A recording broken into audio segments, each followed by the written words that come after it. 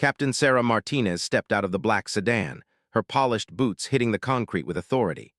The morning sun cast long shadows across the military base as she adjusted her dress uniform and straightened her shoulders. After 15 years of service, countless deployments, and battles fought both on foreign soil and within the ranks of her own military, she had finally earned this moment. Today marked her first day as the commanding officer of Fort Harrison, one of the most prestigious positions a woman could achieve in her division. The base sprawled before her like a small city, with neat rows of barracks, administrative buildings, and training facilities. Soldiers moved with purpose across the grounds, their movements crisp and disciplined. Sarah had studied every detail of this place during her preparation period. She knew the layout, the personnel files, the ongoing operations, and the challenges she would face. What she hadn't anticipated was the resistance she would encounter before she even reached her office. As she approached the main gate, two young guards stepped forward. Private Johnson, a lanky recruit with barely 6 months of service, held up his hand with more confidence than his experience warranted. His partner, Corporal Williams, stood beside him with arms crossed, both men blocking her path to the entrance. "Ma'am, this is a restricted military installation," Private Johnson announced, his voice carrying the authority of someone who believed he was doing his duty. "Visitors need proper authorization and escort. You'll need to report to the Visitors Center for processing." Sarah paused, studying the two men with interest rather than irritation. She had encountered similar situations throughout her career, though usually not on her first day in a new command position. The irony wasn't lost on her that the very soldiers she was meant to lead didn't recognize their new commanding officer. "I see," she replied calmly, her voice carrying the controlled tone she had perfected over years of military leadership. "And what makes you think I'm a visitor?" Corporal Williams stepped forward, his chest puffed out with self-importance. "Ma'am, with all due respect, we know all the authorized personnel on this base. We've never seen you before, and women aren't typically allowed in the restricted areas without proper clearance and supervision." The words hung in the air like a challenge. Sarah felt a familiar fire kindle in her chest, the same feeling she had experienced countless times when her capabilities had been questioned simply because of her gender. But she had learned long ago that the most powerful response wasn't anger or confrontation. It was patience, followed by undeniable proof of her authority. "I understand your concern for base security," she said, maintaining her composure while internally calculating her next move. "However, I believe there may be some confusion about my status here." Private Johnson exchanged a glance with his partner, both men clearly convinced they were dealing with either a lost civilian or perhaps a family member of someone on base. The assumption was written across their faces as clearly as their name tags were displayed on their uniforms. "Look, lady," Corporal Williams said, his tone becoming more condescending, "I'm sure you're here to see someone important, but rules are rules. No exceptions. The Visitors Center is that way." He pointed toward a small building near the main entrance. "They'll get you sorted out and make sure you get to where you need to go safely." Sarah nodded slowly, her mind working through the situation. She could easily produce her identification and orders, ending this confrontation immediately. But something about the exchange told her this was more than just a case of mistaken identity. The casual dismissal, the assumption that she couldn't possibly belong in a position of authority, the way both men seemed genuinely puzzled by her presence spoke to deeper issues she would need to address as the new commanding officer. "Before I head to the Visitors Center," she said, "I'm curious about something. How often do you have female visitors on the base?" "Not often," Private Johnson replied, relaxing slightly as he interpreted her question as compliance. "Mostly wives and daughters coming to family events or medical appointments. Sometimes we get female contractors, but they always have proper paperwork and escorts." "And female military personnel?" Sarah pressed. Corporal Williams laughed, though not unkindly. "Ma'am, we don't have any female soldiers assigned to Fort Harrison. This is a combat-focused installation. Women serve in support roles at other facilities, but not here in the operational units." The statement revealed everything Sarah needed to know about the culture she was inheriting. Despite military policies allowing women in combat roles, despite her own extensive combat experience and qualifications, the assumption remained that women simply didn't belong in certain places. These guards weren't being malicious. They were operating based on what they had observed and been taught, formally or informally. "That's interesting," Sarah mused, pulling out her phone as if to call someone. Because I was under the impression that policy had changed regarding women in combat roles. Oh, sure, the policy changed, Corporal Williams agreed, warming to the topic. But that's more of a political thing, you know? In practice, it's still mostly men doing the real fighting. Women can serve, but usually in safer positions. Makes sense when you think about it, physical requirements and all that. Sarah felt her jaw tighten slightly, but kept her expression neutral. She had heard variations of this conversation hundreds of times throughout her career. The assumption that women couldn't handle the physical or mental demands of combat, despite evidence to the contrary, despite her own record of successful deployments and commendations. Physical requirements are certainly important, she agreed. I imagine the commanding officer here must meet pretty high standards. Oh, absolutely, Private Johnson jumped in enthusiastically. Colonel was incredible. Combat veteran, Bronze Star recipient, could outrun guys half his age. Real leader, you know, it's going to be tough to replace him. Colonel, Sarah asked, though she already knew the answer. Her predecessor had been a respected officer, and she had studied his record extensively during her transition preparation. Yeah, he retired last month, Corporal Williams explained.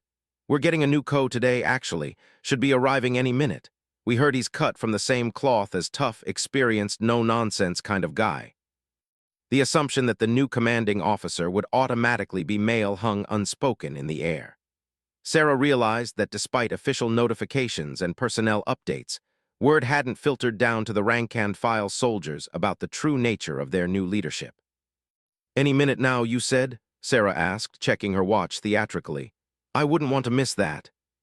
Don't worry about it, Private Johnson assured her with a grin. Trust me, when the new colonel arrives, you'll know it. Probably a whole convoy, security detail, the works. These high-ranking officers don't usually show up quietly. Sarah almost smiled at that. She had specifically requested a low-key arrival, wanting to observe the base and its operations without the fanfare that typically accompanied a change of command. She preferred to earn respect through actions rather than ceremony, though it appeared that approach had led to its own complications. As she stood there, more soldiers began to gather nearby, their curiosity piqued by the conversation at the gate. Word traveled fast in military installations, and soon a small crowd had formed at a respectful distance, watching the exchange with interest. Sarah could see the mix of confusion and amusement on their faces as they tried to figure out what a civilian woman was doing trying to enter their secure facility. Sergeant Martinez approached the group, his experience evident in his measured pace and observant eyes. Unlike the younger guards, he carried himself with the confidence of someone who had seen enough service to know that situations weren't always what they appeared to be. What's the situation here? He asked, directing his question to the guards while keeping a watchful eye on Sarah. Just a visitor who got confused about the entrance procedures, Corporal Williams explained. We were directing her to the visitors' center. Sergeant Martinez studied Sarah more carefully, taking in details that the younger soldiers had missed. Her posture, the way she carried herself, the quality of her dress uniform, the subtle signs that marked her as someone accustomed to authority. His expression grew thoughtful. Ma'am, he said respectfully, might I ask the nature of your visit to Fort Harrison? Sarah appreciated the more professional tone, even as she recognized the same underlying assumptions. I'm here on official business, Sergeant. I have orders reporting me to duty at this installation. Orders, Sergeant Martinez repeated, his eyebrows rising slightly. What kind of orders? Before Sarah could respond, a commotion near the main building caught everyone's attention. A group of senior officers was emerging from the headquarters, clearly preparing for some kind of official function. Among them, Sarah recognized Major, who had been serving as interim commander since Colonel's retirement. Looks like they're getting ready for the change of command ceremony, someone in the crowd whispered. New co must be running late. Sarah watched as Major checked his watch and spoke urgently to his aide. The man's body language suggested confusion and growing concern. She realized that her delayed arrival at the ceremony was probably causing anxiety among the senior staff, who were likely wondering where their new commanding officer could be. The irony of the situation was becoming almost surreal. While she stood outside the gate being questioned about her right to be on the base, the very people who were supposed to welcome her into command were inside wondering where she was. The breakdown in communication was complete, and Sarah found herself at the center of what would undoubtedly become a story told and retold throughout the military community for years to come. "Sergeant," she said, making a decision, "I think it's time we sorted this out properly." She reached into her jacket and her military identification, along with the official orders that had been cut just days before. The documents were crisp and official, bearing the seals and signatures that marked them as authentic. As she handed them to Sergeant Martinez, she watched his expression change from polite skepticism to dawning recognition to complete shock. The sergeant's eyes moved rapidly between the identification card and the woman standing before him. The name matched, the photograph matched, but the reality of what he was seeing seemed to challenge everything he thought he knew about Fort Harrison and its new leadership.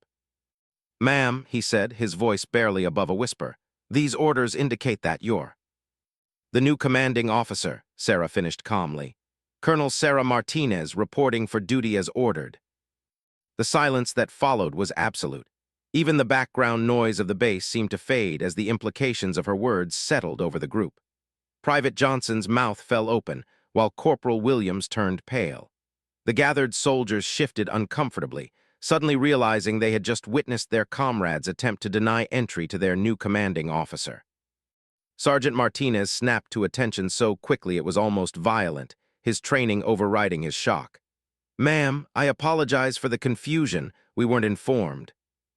"At ease, Sergeant," Sarah said, her voice carrying the authority of command for the first time since arriving on base. "There seems to have been a breakdown in communication. No harm done." But even as she spoke the words, Sarah knew that significant harm had already been done. Not to her personally, but to the assumptions and attitudes that had led to this moment. The real work of commanding Fort Harrison wasn't just going to be about military operations and strategic planning. It was going to be about changing minds and challenging beliefs that ran deeper than official policy. Word of the incident at the gate spread through Fort Harrison faster than wildfire in dry grass. Within minutes of Sergeant Martinez's shocked recognition, the entire base seemed to buzz with whispered conversations and sideways glances. Sarah could feel the weight of hundreds of eyes following her as she finally made her way through the facility she now commanded. Major appeared at her side almost instantly, his face flushed with embarrassment and barely contained panic. As interim commander, he had been responsible for ensuring a smooth transition, and the fact that the new commanding officer had been stopped at her own gate was exactly the kind of incident that could derail a career. "Colonel Martinez," he said, slightly out of breath from his hurried approach, "I cannot begin to express how deeply sorry I am about this situation. The briefing materials were distributed, but clearly the information didn't reach everyone it should have." Sarah observed him carefully as they walked toward the headquarters building. Major was a career officer with 20 years of service, someone who had worked his way up through the ranks and commanded respect among the troops. His distress was genuine, but she sensed something else underneath his professional concern and uncertainty about how to interact with a female superior officer that went beyond the immediate crisis. "Major, these things happen," she replied evenly. "What concerns me more is the underlying assumptions that made this incident possible. We'll need to address those systematically." As they entered the main building, Sarah was struck by how different the atmosphere felt from outside. Here, the senior officers and administrative staff moved with purpose and professionalism. Several officers snapped to attention as she passed, their recognition immediate and their responses crisp. The contrast with her experience at the gate was stark and telling. "The change of command ceremony is scheduled to begin in 30 minutes, Major informed her as they walked down the main corridor. "All battalion commanders and senior staff are assembled in the main auditorium. We can delay if you need time to." "No delays," Sarah interrupted firmly. "We proceed as planned." The auditorium was impressive, with seating for several hundred personnel and a raised platform decorated with regimental flags and military honors. As Sarah entered through a side door, she could hear the low murmur of conversation from the assembled officers and senior enlisted personnel. The sound died away as word of her presence spread through the room. From her vantage point behind the stage, Sarah could observe the audience without being seen. These were the people she would be working with directly: the company commanders, first sergeants, and senior staff who would translate her vision into reality for the thousands of soldiers under their command. Their body language told her everything she needed to know about the challenge ahead. Some sat with arms crossed, expressions skeptical and closed. Others leaned forward with interest, perhaps having served with female officers before and bringing more open minds to the situation. A few whispered urgently to their neighbors, clearly sharing the news about the gate incident that had already begun to spread throughout the base. "Colonel, whenever you're ready," Major said, gesturing toward the stage entrance. Sarah took a deep breath, straightened her uniform one final time, and stepped onto the stage. The reaction was immediate and dramatic. Conversations stopped mid-sentence, and a hush fell over the auditorium as hundreds of pairs of eyes focused on her with intense curiosity and barely concealed shock. She walked to the podium with measured steps, her bearing confident and authoritative. The silence stretched as she arranged her notes, using the time to make eye contact with key individuals throughout the audience. Finally, she leaned toward the microphone and spoke her first official words as commanding officer of Fort Harrison. "Good morning, soldiers." The traditional response, "Good morning, Colonel," came back automatically, but she could hear the uncertainty in many voices. Some responded with full-throated enthusiasm, while others seemed to mumble the words, still processing what they were seeing. "I am Colonel Sarah Martinez, your new commanding officer," she continued, her voice carrying clearly throughout the auditorium. "Some of you may have heard that I had an interesting introduction to Fort Harrison this morning." A ripple of nervous laughter moved through the audience. Sarah could see officers exchanging glances, unsure whether their new commander was going to make the gate incident a major issue. "Two young soldiers were doing their job exactly as they understood it," she said, her tone matter-of-fact rather than accusatory. "They saw someone they didn't recognize trying to enter a secure facility, and they followed procedure to verify authorization. That's commendable diligence." She paused, letting that sink in before continuing. "However, the incident also revealed some assumptions about who belongs in positions of leadership on this base. Those assumptions don't align with current military policy, and more importantly, they don't align with reality." The tension in the room was palpable. Sarah could see some officers shifting uncomfortably in their seats, while others leaned forward with increased interest. She was walking a careful line between addressing the problem and not alienating the very people she needed to lead effectively. "I want to share something with you about my background," she said, moving away from the podium to speak more directly to the audience. 15 years of active duty service, 3 combat deployments in Afghanistan and Iraq, Bronze Star with Combat Distinguishing Device, Combat Infantryman Badge, Ranger Qualified, Master Parachutist. I've led soldiers in combat, made life-and-death decisions under fire, and buried friends who didn't make it home. She let those credentials hang in the air for a moment. In the military, such qualifications spoke louder than any argument about equality or policy. These were concrete achievements that every soldier in the room understood and respected. "I'm not here because of political correctness or social engineering," Sarah continued. "I'm here because the Army determined that I'm the best qualified officer available to lead Fort Harrison and accomplish its mission. That determination was based on my record, my performance, and my capabilities, nothing else." Captain, one of the battalion commanders, raised his hand. Sarah nodded for him to speak. "Ma'am, no disrespect intended, but some of us are concerned about how the troops will react to female leadership in a combat environment. Morale and unit cohesion are critical factors." It was exactly the question Sarah had expected, and she was prepared for it. "Captain, that's a legitimate concern, and I appreciate you raising it directly rather than letting it fester as gossip.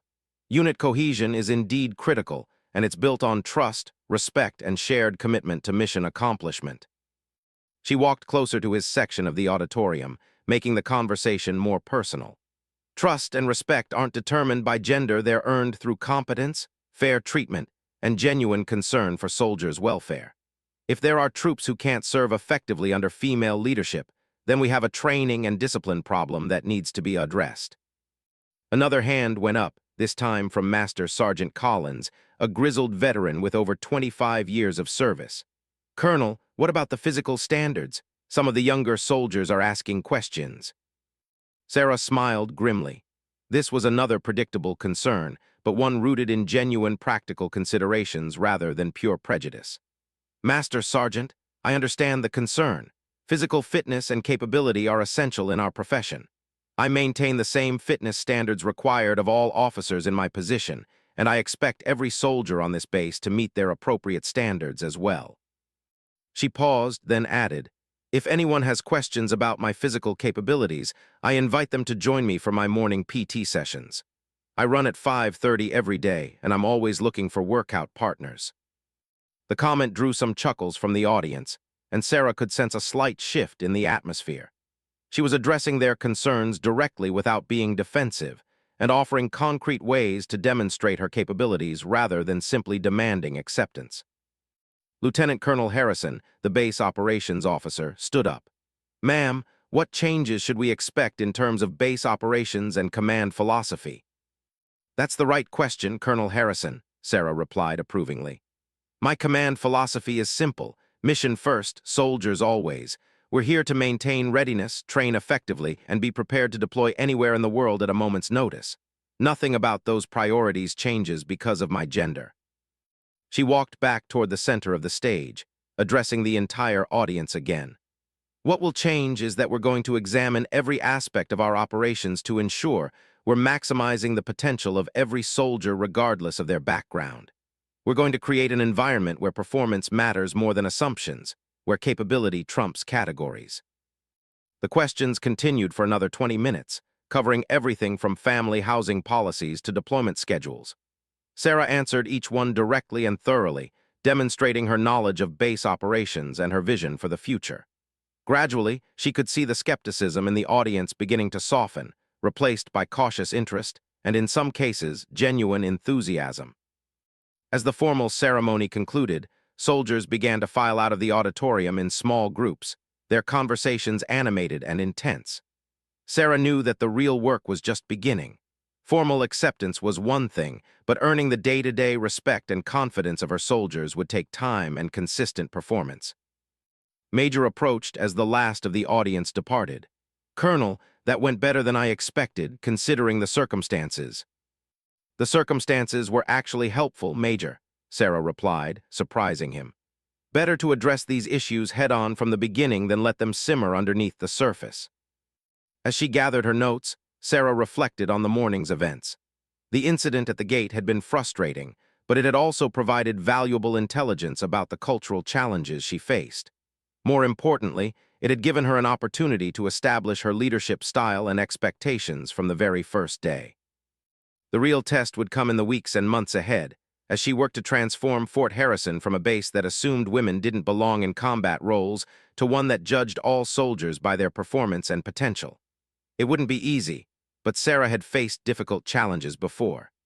The key was to remain patient but firm, professional but approachable, and always focused on the mission that brought them all together.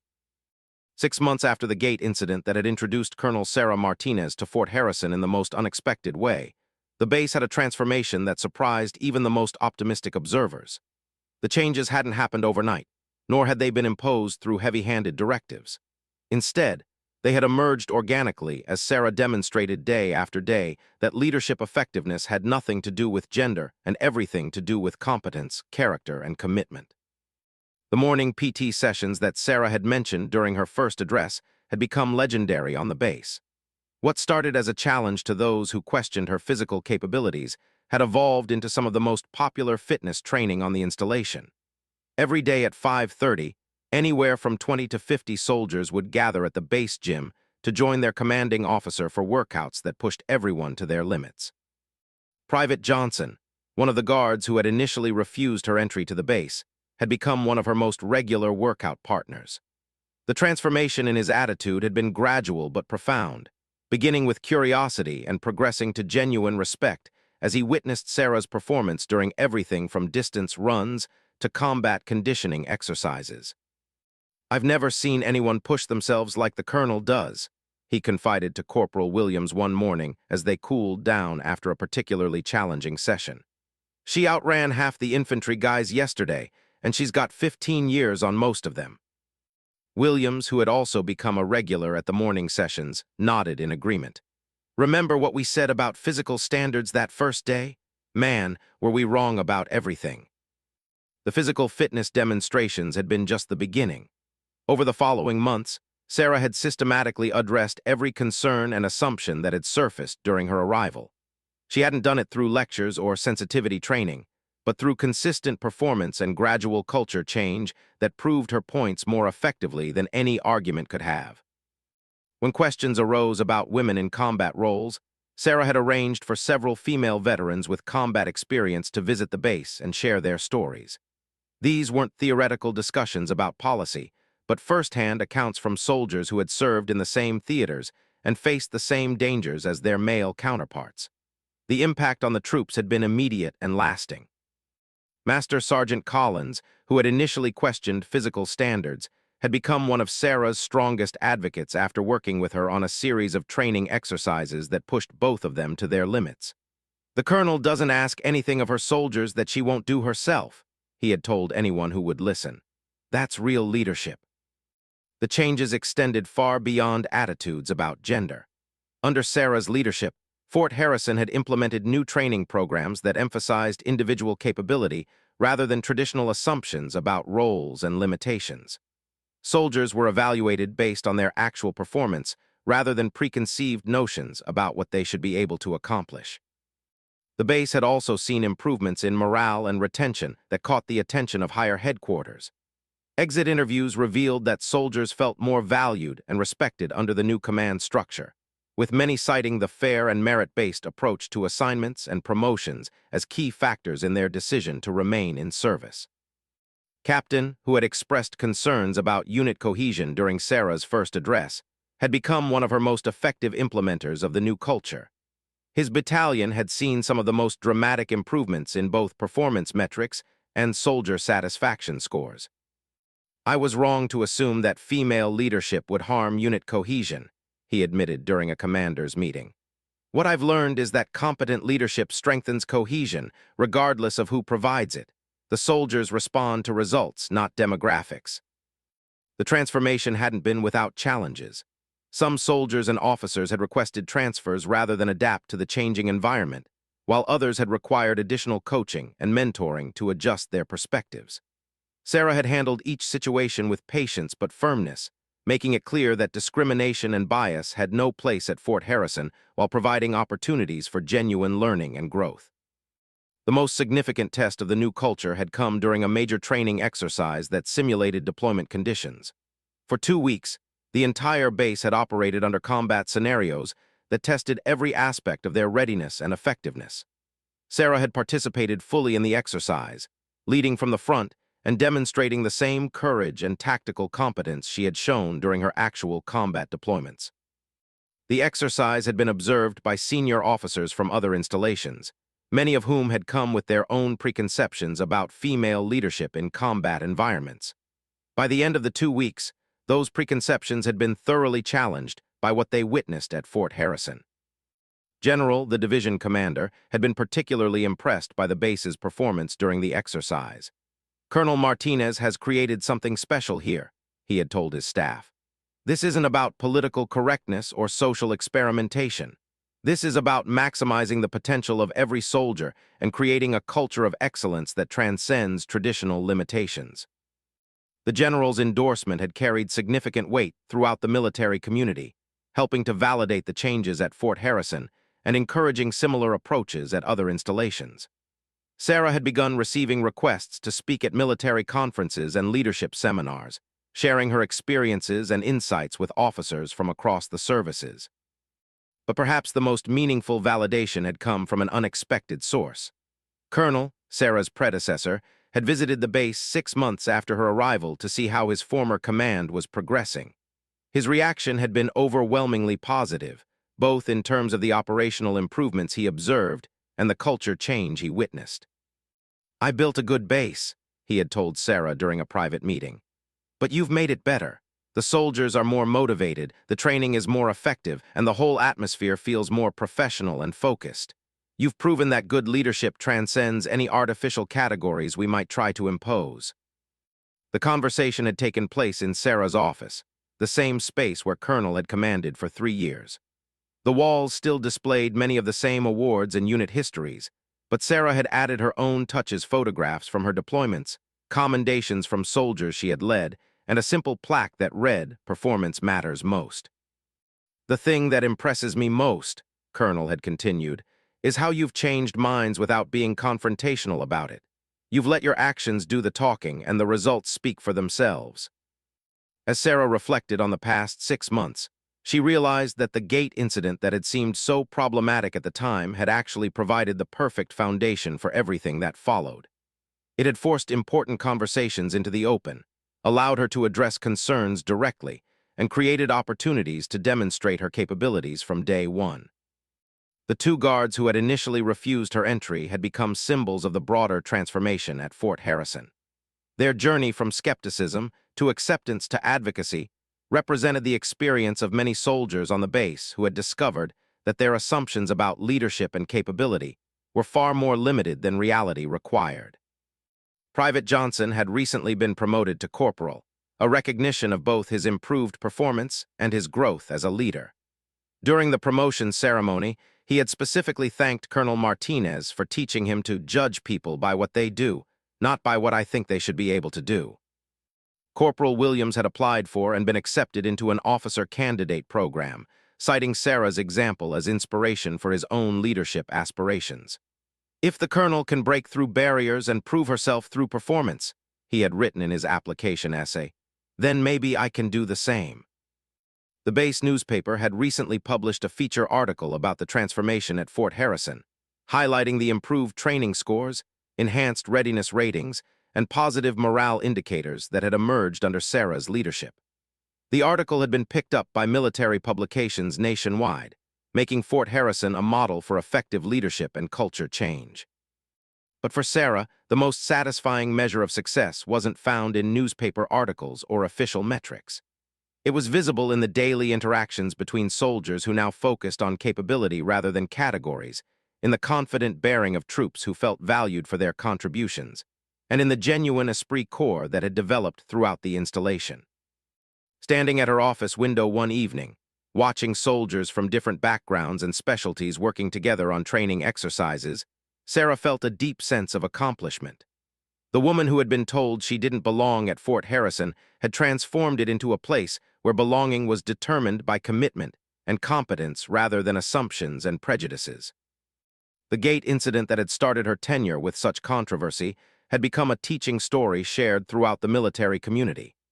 Officers attending leadership courses now studied the case as an example of how to turn challenges into opportunities, how to address bias through demonstration rather than confrontation, and how to create lasting culture change through consistent example. Fort Harrison had become more than just another military installation under Sarah's command. It had become proof that excellence could emerge when artificial limitations were removed, when soldiers were judged by their performance rather than their demographics, and when leadership was defined by capability rather than category. The transformation was complete, but Sarah knew it was also ongoing.